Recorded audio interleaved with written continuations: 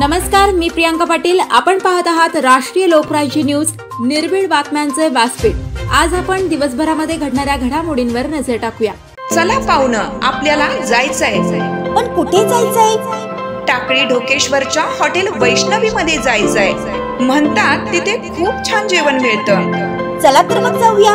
पारनेर तालुक्यातील टाकळी ढोकेश्वर येथील सुप्रसिद्ध हॉटेल म्हणजे वैष्णवी हॉटेल. या हॉटेलची चवच लई न्यारी. पाहुणं, एकदा या. हॉटेलची चवच लई न्यारी. अस्सल मांसाहारी प्रेमींच्या जिभेचे चोचले आता पूर्ण होणार. ते फक्त हॉटेल वैष्णवी मध्ये. या ठिकाणी सर्व प्रकारच्या पार्टीच्या ऑर्डर स्वीकारल्या जातील. प्रोप्रायटर संतोष रंगनाथ ठाणगे. संपर्कासाठी मोबाईल नंबर 8830578505.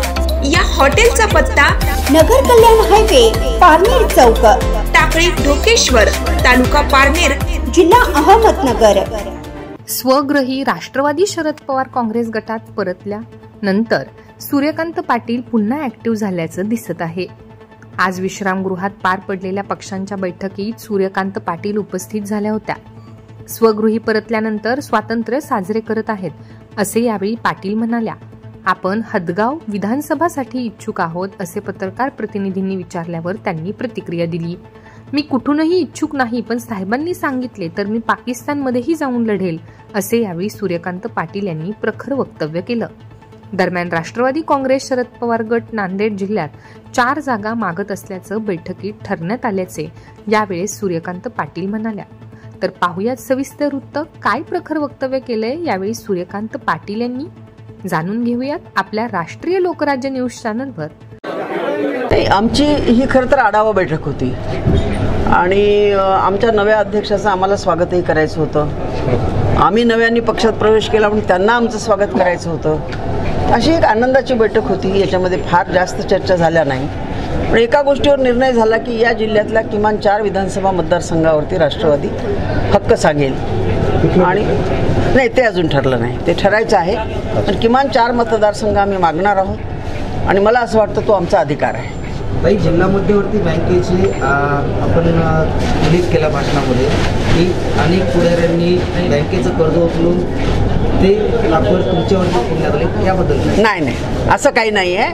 माझ्या साखर कारखान्याला त्या बँकेने कर्ज दिलं होतं आणि साखर कारखाना विकला अजित पवारांनी आणि हर्षवर्धन पाटलांनी, आणि त्या पैशातून त्यांनी ती पैशाची वसुली जिल्हा बँकेला करून दिली नाही. मग त्यांनी वन टाईम सेटलमेंट करून आमच्याकडनं खरं तर घ्यायला पाहिजे होतं, पण त्यांनी ते वेळेवर घेतलं नाही. आज कारखानाही नाही, जमीनही नाही माझ्याजवळ, त्यामुळे मी पैसे कुठून देणार त्यांचे. तर ते आता स्वगृही कसं वाटतं? छान वाटतं, फारच छान वाटतं. म्हणजे मी 10 वर्ष गप्प होते. माईकला मी माझ्या जवळ सुद्धा येऊ दिलं नाही. आता माईक सगळे माझ्याकडे आलेले आहेत. याचा अर्थ आपण लक्षात घ्या, मी पुनर्स्वातंत्र्याचा आनंद म्हणजे करत आहे, साजरा करत आहे. आपण इच्छुक आहात? नाही, मी कुठूनच इच्छुक नाही. साहेबांनी सांगितलं लढ, तर मी पाकिस्तानात जाऊन लढेल. कुठेही न जाता सगळ्या जिल्ह्याचा अभ्यास करतात. आजही ते अभ्यासच करत आहेत.